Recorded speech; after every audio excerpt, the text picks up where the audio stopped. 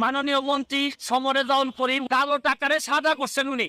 তাও মন্ত্রী হওয়ার আগে 10 তলা একটা বাড়ি আছে ওনার, যেটার নির্মাণ ব্যয় হয়েছে 15 কোটি টাকা। তোপখানা রোডে 2টি অফিস স্পেস, তারপর হচ্ছে গিয়ে জমি হচ্ছে গিয়ে অনেক অসংখ্য জমির মালিক। তারপর রাজধানীতে 4 শতাংশ জমিতে একটি বহুতল পাকা বাড়ি, যার মূল্য কয়েক কোটি টাকা। তারপর হচ্ছে গিয়ে আপনার পাইকপাড়ায় কেয়ারি বুরুজ ভবনে একটি ফ্ল্যাট আছে। পিরোজপুরে আছে ওনার নাজিরপুরা আশেপাশের এলাকায় কোটি টাকার জমি ক্রয় করেছেন সমরেজাউল করিম। এটা আমার সমস্যাটা যে জায়গায় হয়েছে, এত জায়গা থাকার পরও, সম্পদ থাকার পরও, ঢাকা শহরে এরকম 2-3টা বাড়ি থাকার পরও উনি মন্ত্রী হওয়ার 1 মাস 2 দিনের মধ্যে আবার রাজুক থেকে প্লট বরাদ্দ নিছেন।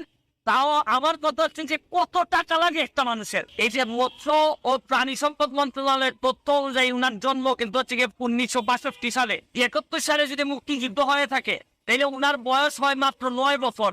9 বছর বয়সে উনি মুক্তিযোদ্ধা কিভাবে হলেন আমার জানা নাই, কারণ আমার মেয়ের বয়স 9।